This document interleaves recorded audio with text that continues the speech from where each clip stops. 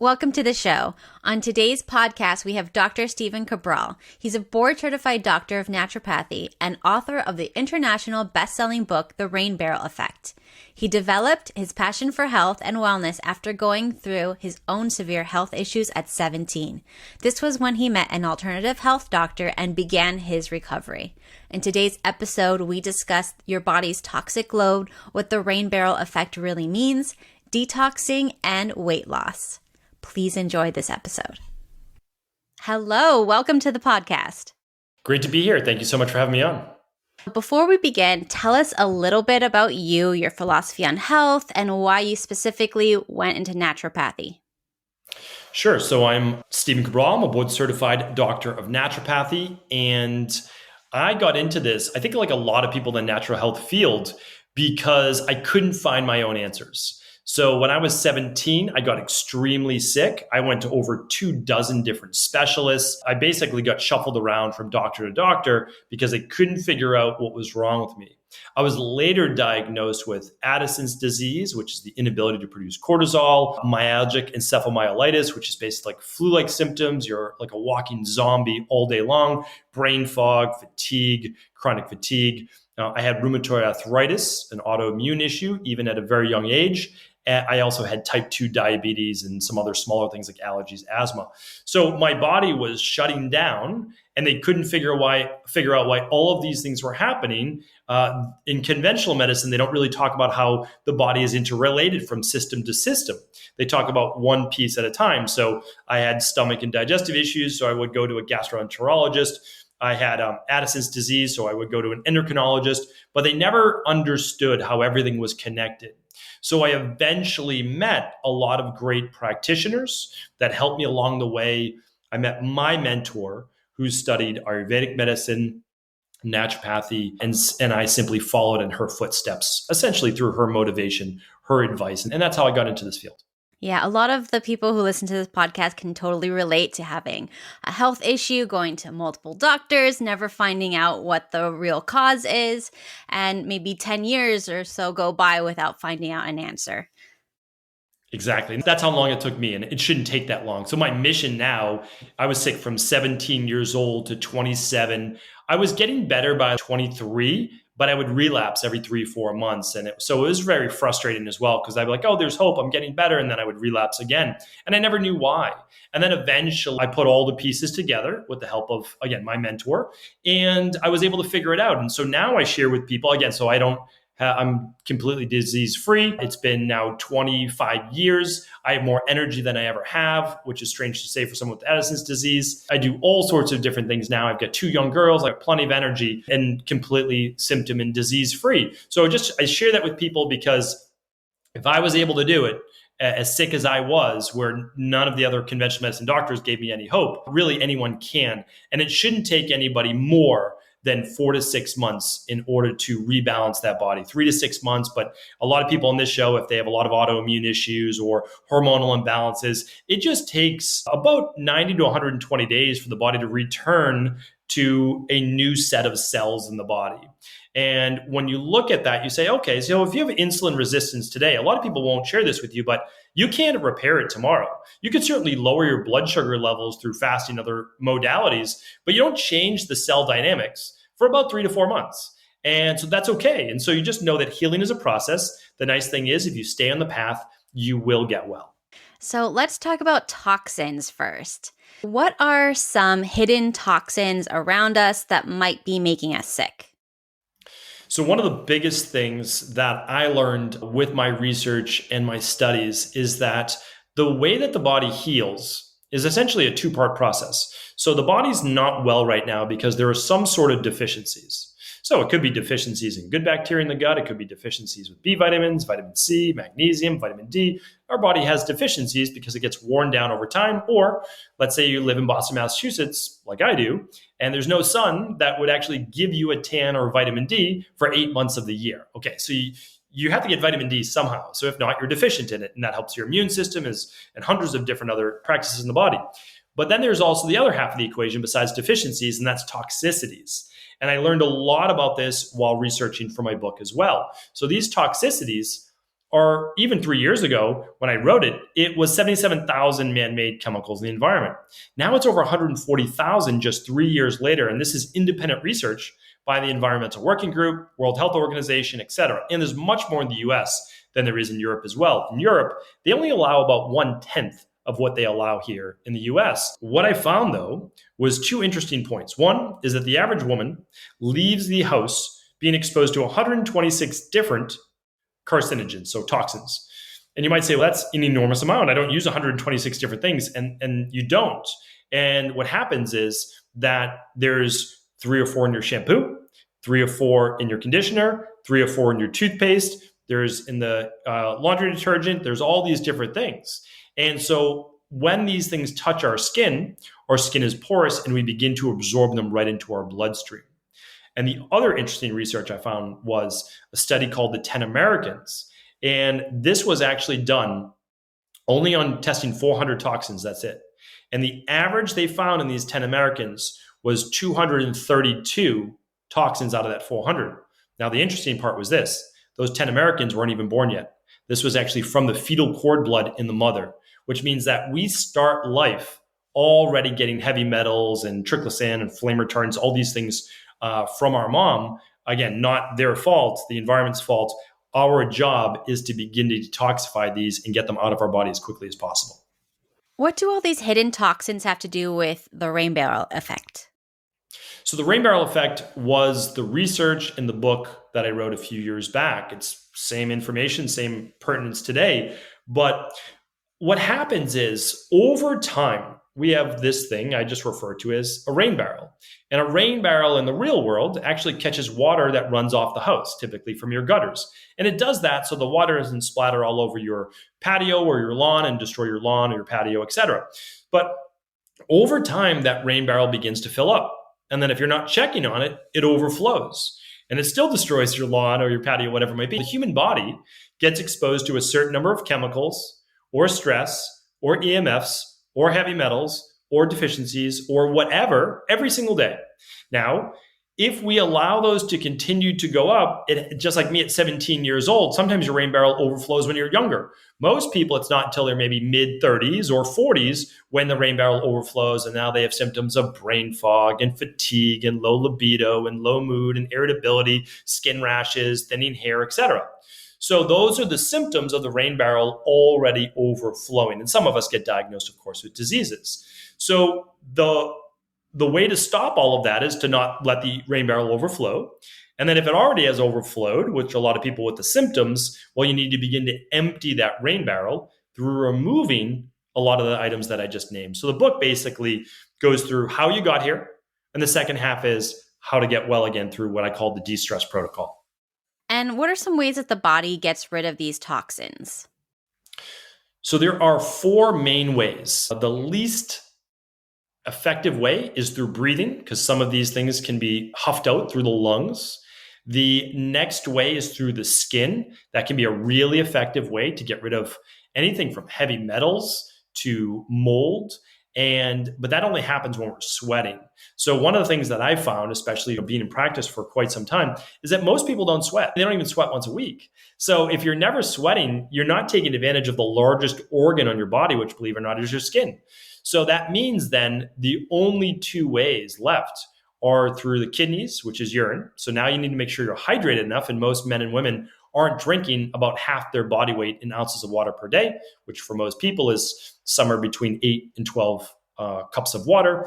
Herbal tea counts, smoothies count, those types of things count, but they're not getting that. And then the most effective way is through the liver.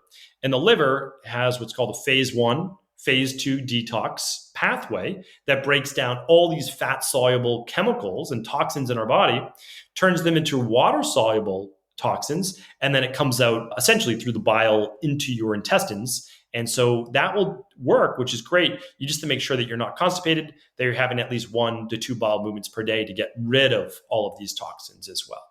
And then, of course, your liver is always working, your kidneys are always working, or you wouldn't be here. But again, with running lab tests, there were some famous studies on this, that no matter who you are, you're harboring some level of toxicity, and they get trapped in your fat cells and in your brain because toxins get stored away in your adipose tissue because it's much safer to store them away there than keep them in your bloodstream. So it's often said that your hair, because you can do a hair test, or in your fat, it's 200 to 300 times more toxic than your blood, which is a good thing. You got to get rid of those somehow. Ideally, they get out of your body, but this poses another issue for people on losing weight. If you're losing weight, you're breaking down adipose tissue, but along with all of those stored calories also comes out the toxins, which is why you really want to be doing something like a functional medicine detox while you're doing a weight loss based plan to speed up the removal of these. Yeah, I was about to mention that because I know whenever I try to lose a little bit of weight, all my symptoms get so much worse. And that's called a Herxheimer reaction. Yes. So that's very well studied. Yeah. And that's usually in conventional medicine, it happens when you take antibiotics. And the reason is that you're killing bacteria and all of that is now dead. It's all this die-off. It has to be removed from your body. And that takes work from the body. So the Herxheimer reaction is actually your body working to remove these things from your body. So it's just a lot gentler if you're losing weight while giving your liver a little boost. A lot of my audience, they have female hormonal imbalances and their livers are already struggling with maybe excess hormones, estrogen dominance, things like that. So what are some ways that especially these women can help with their liver detox function? And you're right, because the way that the body gets rid of and metabolizes estrogen is really through the liver. So that's a big part of this equation, because what can happen, well, there's two ways that this can happen. So one, you're not breaking down and metabolizing estrogen enough. The estrogen esters that are left are essentially much more toxic to a woman's body than estradiol, estriol, et cetera. So that's an issue. And the second is that many women that we work with are also constipated, or they're not having 1 to 2 bowel movements per day. So what happens is the estrogen is actually being excreted, part of it at least, through the intestinal tract. So that can be reabsorbed back into the bloodstream. And now you have this kind of weaker, more toxic form of estrogen in the body that actually does show up in labs. We can see that. And that's a problem. So the best thing that we can do on a daily basis, because you're not doing a functional medicine detox every day of your life. So on a daily basis, you want to stay hydrated. And you also want to add in at least a couple cups of cruciferous vegetables every day. And that would be like broccoli or cauliflower, and you can put seasoning on them to make them taste great. Add a little olive oil afterwards, some sea salt, whatever you like. Brussels sprouts. These are all, bok choy is another favorite. Great cruciferous vegetables that have sulfur in them. And the sulfur allows for that phase 2 detox, which is actually what's missing in most men and women, that sulfur-based amino acids, because we're not getting them. Like, we're not eating enough garlic and onions and these types of things. And a lot of times we're not, women aren't, because they get bloated from them. And so if you get bloated from them, it's not the vegetable's fault. I always tell people it's a digestive issue. So usually there's some candida overgrowth in the gut, or there's SIBO, which is small intestinal bacterial overgrowth. They go hand in hand with stress or previous antibiotic use or birth control. So we see it quite often. That usually needs to be cleared up as well. And then a functional medicine detox is simply taking 7, 14, or 21 days and giving your liver the nutrients it needs in order to complete the process. And the nice thing is, through science now, I started using this in my practice about a decade ago, and I only used it with the worst of the worst, like autoimmune issues, rheumatoid arthritis, Hashimoto's, et cetera. And it worked so well, and there were so many fringe benefits from just doing this one thing that I said, okay, other people might not have all these autoimmune issues, but they can definitely benefit. And so one of the nice things was a dramatic, well, I can't say a reduction in inflammation, so I won't say that. What I'll say is there's a healthy balancing of hormones, blood sugar, inflammation, because you're also using intermittent fasting at the same time. You're giving your digestive system a bit of a rest, and then you're using the nutrients that your liver needs, like N-acetylcysteine, glutathione, et cetera, to get these things out of your body. So I always tell people, you don't need to know how it works, except that it does work. And remember, whether you are a naturopath, acupuncturist, chiropractor, medical doctor, whatever, you are not healing the person's body, right? We are just simply putting your body in position to heal. And your body needs the right nutrients, the right rest, and it needs to be given, it needs to get rid of those toxins. So that's what we're doing. We're trying to put your body in position to heal. And how do people ultimately get well and lose weight, live longer, especially women who have these hormonal problems? So you always have to address the root cause. So, and there's a root cause for everything. So One of the worst parts about being sick for 10 years is that you're sick for 10 years. One of the best parts of being sick for 10 years, if you're very stubborn like I am, is that, and you have that pitta mindset from Ayurveda, is that I read thousands of books and I read thousands of research studies and I tried hundreds of things. And so I got to personally see and read and learn from all these great people, that many of which I've never met, all the different things that they were doing. And essentially, when you've looked at this many different things, and I also did my internships overseas. So I did my internships in clinics in China and Sri Lanka and India and in Europe, and then of course in the US. I looked for what are the most successful clinics and practitioners doing. And they are saying the symptoms are actually teaching us that we're imbalanced. We're not going to mask the symptoms with drugs. We are going to address the root cause. And as the symptoms lessen, we know that we are addressing the root cause and this person is getting well. And now they are well permanently. So let's say it's a hormonal issue. Let's say that a woman has PCOS. Okay. So if we're looking at PCOS, we're looking at an imbalanced thyroid, imbalanced cortisol levels, imbalanced testosterone levels, estrogen dominance, and blood sugar dysregularity. There are a couple others in there as well. But we have to say, okay, we can run one test and we can look at all of those things at once. It's called the stress, mood, and metabolism test. So you can do it right at home. So great, we can look at all of those things. Now, if it's a thyroid imbalance, the TSH is, let's say, 3.5, even though conventional medicine says 0.5 to 5 is okay. We know that once it gets above a 2, thyroid's not functioning properly. Okay. But we see the thyroid's imbalanced, but this person has low cortisol in the morning, so they have brain fog. It takes them a while to get going, but then they can't fall asleep at night, or they don't get good quality of sleep at night because their cortisol is high at night. We could fix the thyroid, which will help to boost if they need something to boost that. But really, the issue here is with cortisol, because if cortisol and stress are high, it starts to slow the thyroid. So yes, we could work on the thyroid, but the real underlying root cause here is stress from life or work or relationships or GI issues or pain, or if there's a stress in the body, we need to address that not just through supplements, but lifestyle wise. Work on that, which is the HPA axis, how the brain tells the adrenals what to do. And then that's also going to help if there's estrogen dominance or there's high levels of testosterone. And then, of course, we have to address the blood sugar issues if there's blood sugar issues. So what you're always trying to do is say, if you don't need to work on everything, don't work on everything. Just work on the items that have the greatest domino effect and continue to work the plan.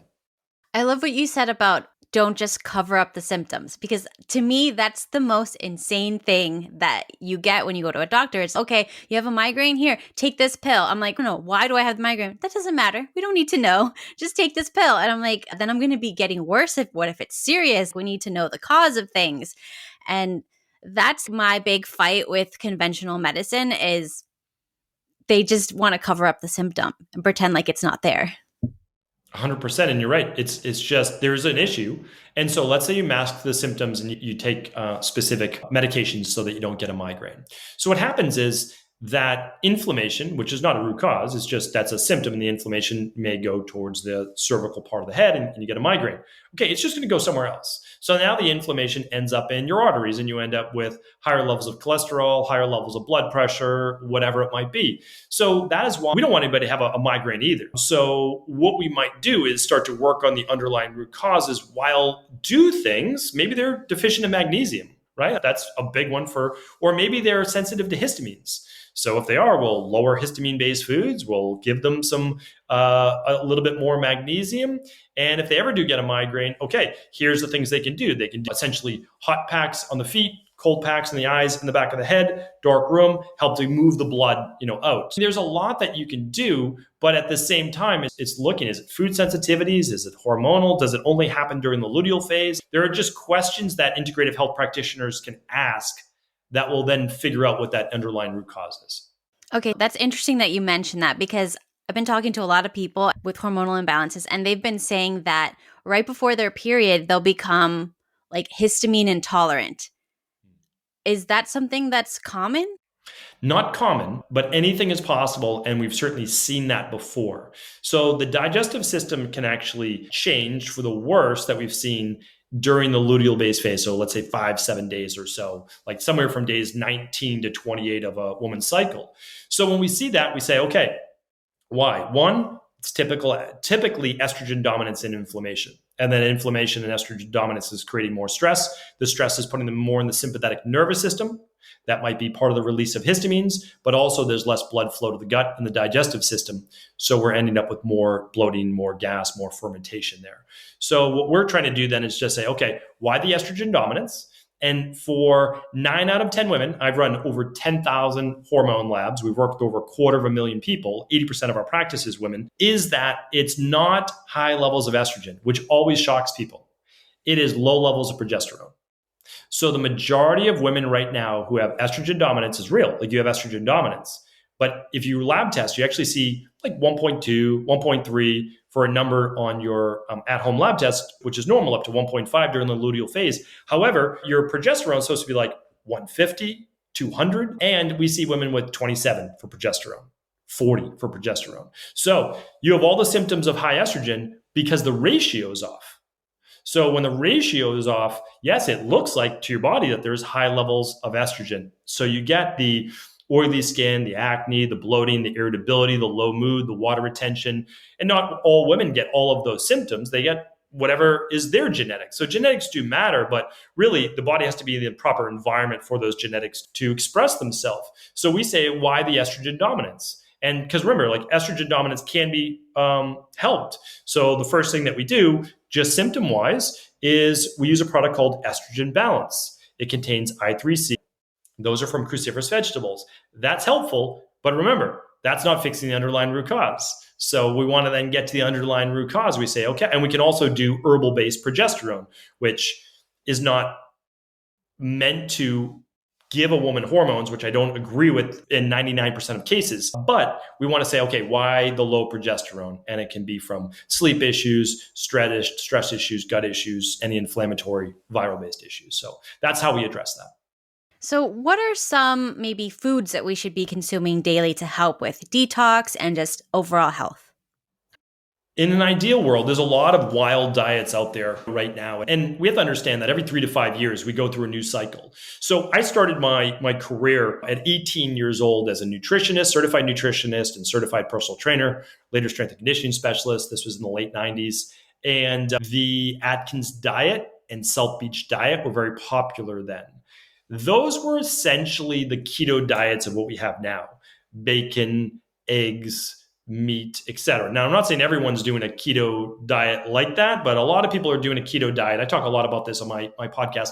They're not actually in ketosis because they're eating way too much protein on their diet to be on a keto-based diet. So they're on a very dangerous diet is what they're on. But regardless, the longest lived people, the healthiest people in the world, have a predominantly plant-based diet. Now, that doesn't mean that you need to be vegan, doesn't mean that you need to be vegetarian. It just shows that if we're unbiased and we look at the science for the longest lived people in the world and healthiest people in the world, they're eating 7 to 9 servings of fruits and vegetables every day. And if you're not able to eat a lot of fruit right now because you are insulin insensitive, so your cells are not sensitive to insulin's response, then you might do 1 cup of berries a day. That's it. And the rest of it might be vegetables. And it's easier than you think. You can get a couple berries for breakfast with your smoothie or whatever you're doing. You can do 3 cups of vegetables at lunch and 3 cups at dinner. And it's also very satiating. There's a lot of fiber. Again, if that causes bloating, start with 1 cup. That's it. And cook them. So cook it, make it easier to break down the cellulose. And that's a great way. And then you can work your way up. And if you find, again, that there's a lot of bloating, I definitely recommend running something like a bacteria and parasite stool test or Candida metabolic vitamins test to see if there's yeast overgrowth, because you might have uncovered something again. So don't just go low carb, low vegetables, low fruit because you have bloating, because now your body's telling you, hey, here's another symptom. It's like migraines. Don't ignore this. Figure out what it is, because you can fix that in 12 weeks. So, and then after that, again, choose your favorite protein. Most women and men need about 0.8 grams per pound of body weight. Simply put, they need about half their weight in protein per day. I'm not an overly big protein person because a lot of studies show over 19 to 20% of your calories, if it's from protein, leads to higher levels of IGF-1, which leads to higher levels of cancer. So I just want to throw that out there. So I'm not a big protein person, but also women especially start to lose a half a pound of muscle per year after the age of 27. So important for bone loss, important for muscle loss, important for metabolism that we keep our protein up. And then the last part is healthy fats. And the healthiest fats in the world, there's disputes about saturated fats. There's disputes about polyunsaturated fats, but there's no disputes about monounsaturated fats. So when in doubt, I like to play it safe. Olives, olive oil, avocados, macadamia nuts, things like that are great monounsaturated fats. When you talk about Ayurveda, how can the diet rules from Ayurveda help us with our health? This then goes back to body types. In Ayurveda, they call it the doshas. And there's essentially the vata. And in our science, right, Western-based science, that would be called the ectomorph. And that's the person with really thin wrists, really thin calves, really thin ankles, longer face. They can eat carbs and they never gain weight. That's essentially the vata. Then on the other side of the spectrum, we have the kapha or the endomorph. And these particular people are more carbohydrate sensitive. They gain weight easier when they eat more carbohydrates as they start to get a little bit older. Everybody does as they start to get older because we typically have less muscle mass and we typically move our bodies less. So that's part of the equation. But the kapha body type, they're most likely not going to be able to eat the same level of starches that the vata body type would. So they're not going to be able to have as many sweet potatoes or rice or oatmeal, etc. They're going to do better with more vegetables in their diet in terms of maintaining a healthy weight, where the vata actually needs those carbs and starches to have a little bit more energy because their body is typically more sympathetic nervous system dominant. So I don't want to get too in the weeds, but there's a reason for this. And the kapha body type, typically more robust, stronger body type. They actually do have better immunity. They typically have great, thick, wavy hair. They've got good skin. They've got good longevity if they keep their body balanced. Remember, it's always about balance. So because they're more prone to high blood pressure, high cholesterol, type 2 diabetes. So we just need to make sure that they're maintaining that healthy body weight. That's why, again, for me, it's never about saying there's one best body type, but I also don't like the message we're giving right now. We're saying it's okay to be 50, 100 pounds overweight. Because if we care about people and we care about their health, it's not about vanity. It's not about looks. It's about this person's going to then spend their 50s, 60s, and maybe they'll get to the 70s, but probably not, living a life of being medicated and having difficulty moving around and constantly being in pain. So I like to help people get healthy in all aspects. And I don't think that there's anything wrong with that because there is no one best body type. And then the middle body type is called the pitta or the mesomorph. They're typically able to put on a little bit more muscle. They're typically athletic, and they actually do better with a little bit more protein because their body is very anabolic. Their body's very active. They typically are more active. So they're the people who oftentimes enjoy doing more CrossFit and other activities like that. What about sleep? How can poor sleep patterns affect our mental health, our well-being, and even our weight? 100%. So one of the best research studies I've seen is actually those people that get less than 6 to 7 quality hours of sleep a night. That means if you're waking up throughout the night, that's obviously not quality sleep. They have higher fasting glucose levels when they wake up. So your levels of glucose when you wake up, you can test this with a simple at-home glucometer, or you can use a continuous glucose monitor. So their glucose might be 95, 100, 110 overnight. And when they wake up in the morning, that means that they are not properly tapping into body fat overnight as a fuel source, because the greatest percent of fat burned during the day, believe it or not, is overnight. So from 8 o'clock at night when you're relaxed to maybe 7 in the morning or so when you're getting ready or waking up, whatever it might be, for those 11 hours, you should be tapping into body fat. I'm a big believer for 99% of the people, because remember, there's always 1% that there's a contraindication, but should be doing a 12-hour or more intermittent fast. And that allows you to clean up the body from autophagy. It allows you to lower blood sugar levels, ease digestion, and burn body fat as well. So you want to make sure, if you're tracking your sleep, if you're using an Oura Ring or some other device, you want to shoot for 90 minutes of deep sleep and 2 hours of REM sleep.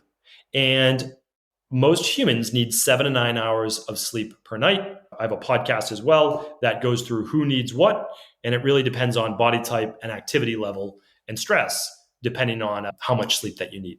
Yeah, I remember when I was younger, I would sleep sometimes 9, 10 hours a night. I was real thin. I would easily get muscle, very active without even having to try. And sometimes I wonder, maybe it's because I was sleeping so well. That's a big part of it, 100%. And when you're sleeping, you're in an anabolic state.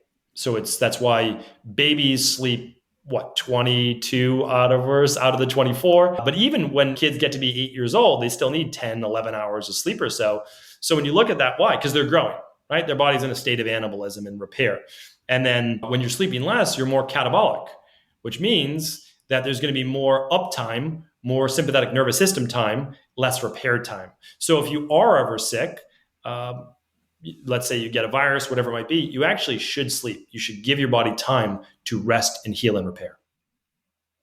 I 100% believe that. I would do that just instinctively. I remember whenever I would get a cold, I would just take the next day off, sleep for the entire day. I would say, I'm not getting out of bed until I'm better. And it would only last a day. And that's because you're getting ahead of it, 100%, right? Yeah. I want to talk about intermittent fasting a little bit more, especially when it comes to women and stress. So let's say they have maybe adrenal fatigue, or they're just very high stress, high strung. Because I've heard both things, that fasting is okay, intermittent fasting is okay, even if you're super stressed. And then I've heard it's the worst thing you can do if you're super stressed. So what do you think? Well, so the big thing so if you're an integrative health practitioner, and if you've studied Ayurveda and you do at-home lab tests, you know that there is no one thing for everyone. So there's something called bioindividuality. So there's a spectrum, right? So it's like the proper time for intermittent fasting seems to be between 12 to 16 hours a day. So some people should be more 12 hours. So that means, so let's give some foundation. So I always say there's bioindividuality, but there's also foundational protocols for all humans. So we're all humans, so we do need to follow specific instructions. So there's a lot of people who say that they're night owls and no, their cortisol is up at night. They're meant to stay up till midnight. That's completely false. There's only one diurnal rhythm for humans, and a natural diurnal rhythm drops your cortisol by 9:30 p.m. at night. It gradually declines after 8 a.m., 10 a.m. in the morning, just naturally declines the whole day. You're supposed to be in bed by 10 p.m. Now, I know people work night jobs and all these, so I get it. It's just not the ideal. That's all. You just do the best that you can. But so if you're going to bed by 10 p.m. at the latest, you want to stop eating 3 to 4 hours before bed. So if you want to improve your HRV, if you want to improve your deep sleep, you can't have food in your stomach as you're going to bed. It's not going to be conducive. We've run, again, thousands of these to see, and this is known through the industry and research. So that means you want to stop dinner ideally around 6. Now I know, again, like when I was younger and I didn't have kids, I probably wouldn't eat until 8 o'clock at night. But certainly my sleep suffered. I didn't track my sleep back then, but it would have suffered. So ideal world, stop eating 3 to 4 hours before bed, and then be in bed about 8 hours. So you're already at 12 hours, right? So that's how I look at it. 6 to 8 in the morning. If you have a normal job where you go to work, you leave at 8 o'clock in the morning, take a smoothie with you on the road, something like that. It's easy for most people to do around 14 hours. Now, when the stress of the day starts, this is what we've seen affect women far more than men.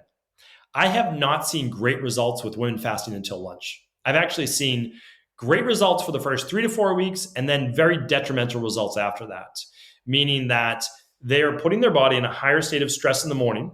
Because remember, fasting is a stressor in the body. It's a hermetic stressor that could go both ways, helpful or hurtful.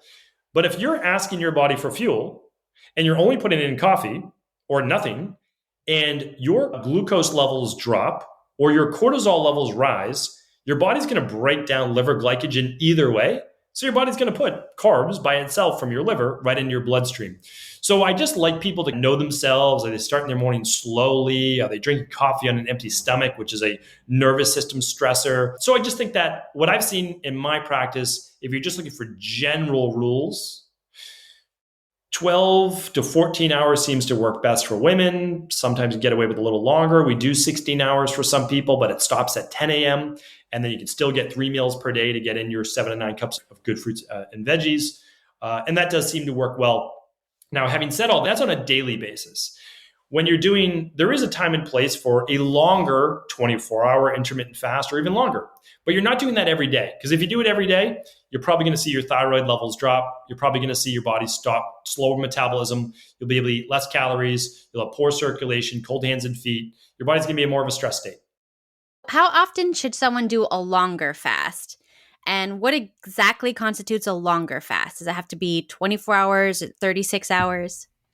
It's a good question. So what we have seen work best for the majority of people in the practice is daily 12 to 14 hour fasting. So an intermittent fast is anything over 12 hours. And again, that's pretty easy to complete. Stop eating at even 7 at night. Don't eat again until 7 in the morning.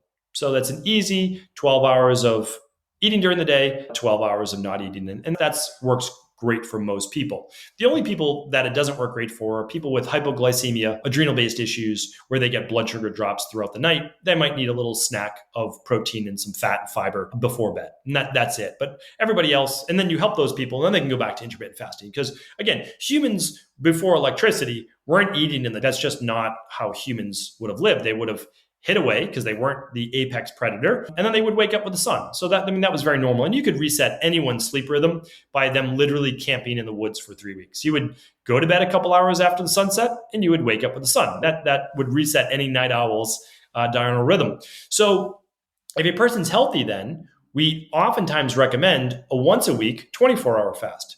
But it's not as difficult as you think, because what you do, like for what I do, is I have dinner with my family Sunday night, and then I fast until Monday night and have dinner with them again. So it's 24 hours, but it is, I'm still eating every single day. And then during the day, I have something called the 1-day reset diet. You could take nutrients in, or you could just do herbal tea, water, etc. Some people, black coffee or black tea will break their fast, and other people it won't, because it won't spike blood sugar. So you kind of have to know yourself there. I have a podcast on which foods break and beverages break a fast and which foods don't. And there's about 24 foods that you can look at there. And then every quarter, every 12 weeks, we recommend a longer fast to get in deeper into autophagy and detox. And that's called a functional medicine detox. And that's essentially 2 days of liquid fasting, and then breaking that fast that third day at lunch. And the liquid actually just provides your liver with the nutrients it needs so that you don't become too catabolic and that you don't have those Herxheimer reactions. In the early 1900s and before, they just water fasted people, and that was fine, but they did not have 140,000 man-made chemicals in the environment. So the body would never have had the level of Herxheimer reactions we do now. Yeah, I know that when I try to fast or do anything like that, I will get a horrible reaction, terrible migraines. So then I have to stop. 100%. Yeah. And sometimes it's from people eliminating their daily coffee or tea. And so we tell people, don't do that. Just keep that going, have it black, and do that. Now, if it still happens, you're right. You just need then, okay, what do you do if you have these Herxheimer reactions? Well, hopefully you're using these nutrients. The one I formulated is by Equilife. But again, you can always work with your local integrative health practitioner, naturopathic doctor, and they can help you as well. But sauna, coffee enemas, I know not everybody will do that, but those will help the detox process go faster as well. So if you ever start to experience anything, try to do the things to help those toxins get out that much faster. And of course, if you need to, okay, you might take in a little bit more nutrients if your blood sugar goes low. So say your migraine is triggered by, maybe it's a drop in blood sugar. Okay, so at that time, what do I do? Maybe it's just a vegetable juice. Maybe it's just literally a green juice that has just a little bit of carbs, and that brings the blood sugar up enough to get rid of that headache. And you have to catch it in the beginning, because if not, it's not going to help. And then you have to actually then do whatever you need to do to get rid of that migraine. I have an interesting case. So whenever I get migraines before my period, I get like digestive I think it's related to histamines, but when I take beets, it goes away. And I have no idea why. And I looked up online and it says beets can make you nauseous and vomit. And I'm like, well, it stops mine. Yes, but it does one other thing, which is very unique to beets, is that it increases nitric oxide production. So your migraines may be from what's called vasoconstriction, which is a inflammation of the arteries and blood leading to the brain, versus the opposite, which some people get migraines actually from vasodilation, too much going to the brain. So what nitric oxide does from beets, and it's the food with the largest amount of nitric oxide, it will allow for greater blood flow. And so that actually may be one of the reasons why they're helpful for you. But histamines, remember, will do the opposite. So you're right. Like I would go on a lower histamine-based diet. However, keep in mind, if you have histamine issues, which I did, I had mast cell or mastocytosis, so mast cell activation syndrome. It was because I had gut issues. So your intestines actually produce an enzyme to degrade histamines called diamine oxidase. So for you, there might be some hidden candida overgrowth or some imbalanced gut bacteria, which is not allowing you to produce that natural enzyme. And some people produce less of it anyway. So they just have to be careful with more histamine-based foods. So that would be something to potentially look into. And it could be really beneficial. Interesting. Okay. And then, of course, just the other thing I would add is if it only happens before your period, it's definitely related, of course, to estrogen and progesterone. So usually it's just not one thing. You want to look at the whole picture. Yeah, I'm definitely sure it's related to estrogen and progesterone. You have a unique take on why people get sick and become overweight. Can you explain a little bit about that? I believe that unless you're born with congenital health issues, so you're diagnosed with some disease at birth or within your first few years of life, what happens is our bodies simply become overwhelmed. So our bodies are dealing constantly with the environment, with everything we're putting in.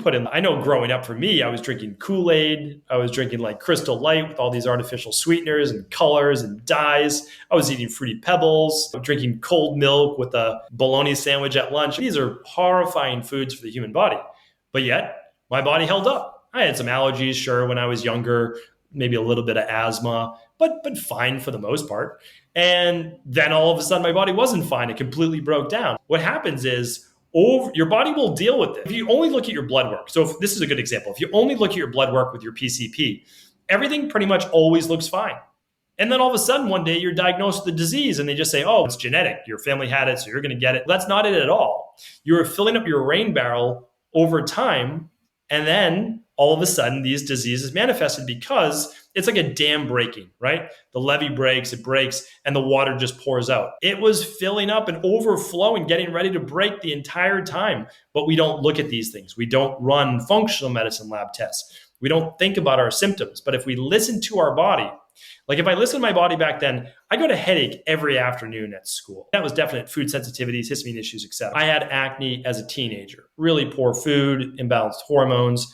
I had debilitating seasonal allergies. I couldn't fall asleep at night. These were all symptoms that growing up, it's just like, oh, it's just normal. Everybody has these, right? Because my whole family had them, so that's just normal. But it's not. So if you start to look at the symptoms, then you'll understand that when your rain barrel overflows, that's when genetics matter. So that's when some people gain the weight, get type 2 diabetes. But type 2 diabetes and high blood pressure and high cholesterol are easy to see start to trend in that direction. You don't all of a sudden end up with a 5.8 hemoglobin A1C or a 126 for fasting glucose. Over the months and years, it trends in that direction. If you start to see it get above 5.5, 5.6, you say, hey, something's wrong, right? Something's wrong with my insulin sensitivity. What's going on here? Let me fix this. So what I say to people is start looking now, especially if you have symptoms. Even if you don't, look and make sure that you start to rebalance the body now. And then you won't deal with whatever's inside of your genetics. So my genetics are autoimmune disease, blood sugar dysregularity, adrenal issues. I don't want any of those things. I don't have any of them now, but they're in my genetics. So what do I need to do? Oh, if I start to feel run down, get more sleep. Take a day off from the gym. It's okay. Part of this is a marathon idea. What are some things that we can add to our maybe weekly routine to help detox and feel better? Do you recommend going to the sauna every day, working out, other things like that we can add to our routine? Yeah, so simple things that everyone should really be doing is getting a water filter for their water that they drink. Choose whatever you want. You can do a home house filter. You could do a Berkey filter that goes in your counter, pure filter. There's a lot of good ones out there. I don't like to talk negatively about any companies, but your typical water filter that you'll see at Target or Costco is not going to do the job. So you want to get a real water filter. It's very important because you're consuming a lot of water. It goes in your tea, your coffee, even if you're making things like oatmeal rice, use filtered water because we're seeing all the time there's pharmaceuticals in water. There's lead sometimes in water, and you don't find out until it's too late in your community. And then, of course, there's there's aluminum. And then sometimes there's fluoride in most counties. And fluoride, we know, lowers thyroid hormone. So we want to look at these specific things. So water filter, great. Shower filter, bath filter if you're taking a bath. So now your water's clean. That's super important. After that, you're eating good, clean foods that we spoke about. Then if you can, you want to walk 10,000 steps per day. Now, most people, they walk like 3,500 steps per day, but it's not a lot. It just means that you're on your feet for 110 minutes a day for most people. So it's a little over an hour and a half on your feet a day. If you're not, think about it. You're awake for like 16 hours a day. We're only asking for 1 hour that you're taking like a 20-minute walk here, 20-minute walk here, and you'll get there.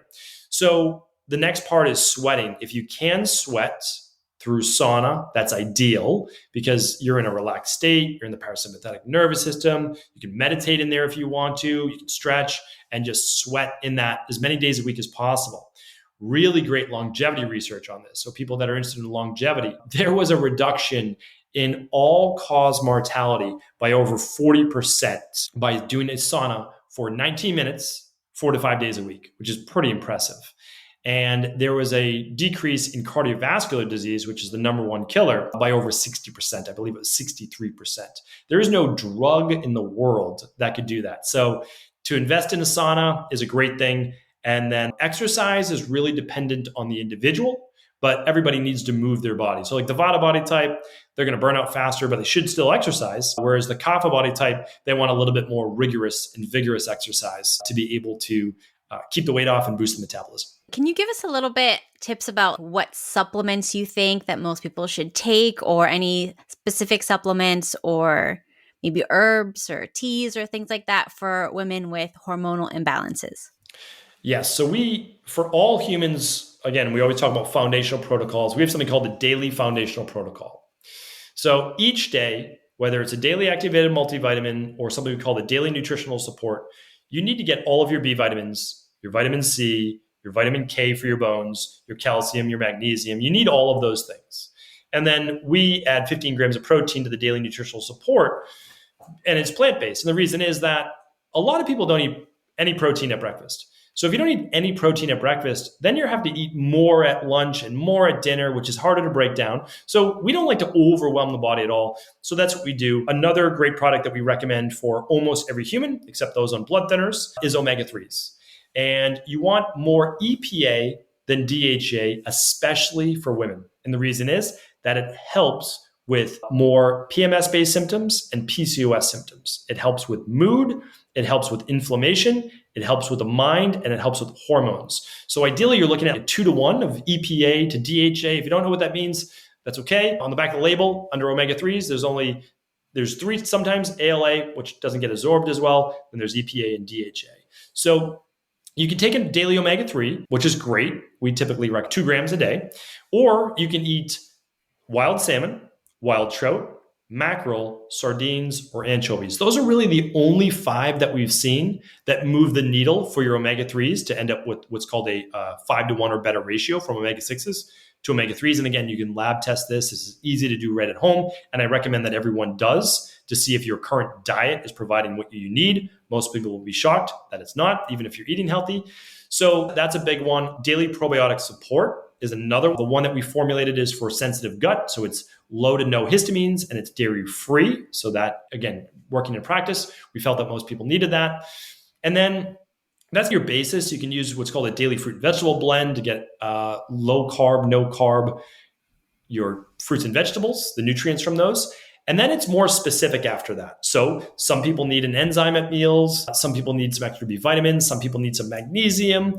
And then for women with hormonal issues, one of the standards, again, 9 out of 10 women, estrogen dominance. So a product called Estrogen Balance. However, after that, I like to lab test because you might need something called Adrenal Soothe, which has herbs like ashwagandha, L-theanine, amino acid there, phosphoserine, which helps lower cortisol levels. But you don't need to take it if you don't have high cortisol levels. So we like to just say, we like to customize it for the individual. You might need daily thyroid support because you might be low in iodine, or you might be low in selenium, or any one of these things. Ashwagandha, believe it or not, is phenomenal for the thyroid. Again, all that to say that daily glucose support, it could be progesterone support, all of these things would be helpful. but they're only helpful to you if your levels are imbalanced. Then, of course, they provide great benefit. Tell us a little bit about your book and what else we can find in there about maintaining our health. My book, The Rain Barrel Effect, I wrote that over the course of about 5 to 7 years. I would write it, I would put it down, I'd be my practice, and then I would travel a bit, I would write a bit more. And really what it is, myself, and I have an amazing team that I work with and oversee all the labs, seen over 250,000 people over 20 years and saying, these are the top 10 reasons why people fill up their rain barrel and become unwell. And then this is the de-stress formula. So the second half of the book is exactly what I do in my practice. So I teach this to now over 5,000 other practitioners around the world, called at the Integrative Health Practitioner Institute. And it's the diet, exercise, stress reduction, toxin removal, rest, emotional balance, scientifically backed supplements, and success mindset. And that last one, very important for getting well as well, is taking. So one of the reasons why I wasn't getting is I was attached as a victim to my diseases that I had for so long. So I couldn't let them go because it was part of my identity. People ask me like, hey, how you feeling? You doing like, and it's just like, that is part of who I was. I had to create a separation between I am not my disease. I am a healthy, strong, vibrant individual. I currently have this health issue that I am actively working to remove. So that last part is really important because the people who relapse are the ones that are, well, either very stressed, anxious, childhood trauma, or they're locked onto that disease. That's why I hate when I'm on Instagram and I see someone that says like, and I apologize for anybody in the audience that has this, that says Crohn's victim or Crohn's sufferer or whatever it is. I get it. You're sick and I empathize with you. I was there myself, but we need to it should say like Crohn's overcomer or something like that. And that you're overcoming it like it's not you. So anyway, that last part's very important. And I really give away. So my company is Equal Life. So I had 2 private practices. We were doing over 20,000 appointments a year. We had a wait list for 6 months. We were not able to help the people that we wanted to. So we went virtual in 2018, and that's allowed us to reach more people. And I put all of my protocols and everything online. So the company is equi.life, and everything's open sourced. So even if you don't want to purchase anything there, we're totally fine with that. You can work with an integrative health practitioner. You can work with a local naturopathic doctor, but we show you exactly what we do for your gut. We show you exactly what we do for mold. We show you all the different labs. We show you the functional medicine detox. We show you the ingredients in it.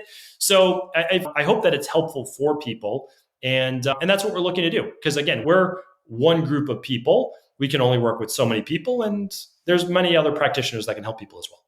How can everybody find you online and tell us about your podcast and where you're active on social media? 100%. So my website is stevencabral.com. And as we were joking around before the show, it's Steven with a PH. So STEPHEN, and then it's Cabral, CABRAL. I'm sure that you can add links and all that to it. But after the 3rd year anniversary of my book just happened. And so we're actually giving that book away now on the website. So people can grab a copy of the book there. My podcast is called The Cabral Concept. It's a daily podcast on all things wellness, weight loss, and anti-aging. And then on social media, it's just my name, Steven Cabral, and you'll be able to find all the different labs and links and all that from my main website. Okay, awesome. Is there anything else that you would like to share with our audience before? Just the last thing I like to end with is that everybody thinks that their health issue is completely unique and that they're not going to get well because of their genetics or whatever it might be. I felt the same way for a long time. And I was actually told that for many years. I am well.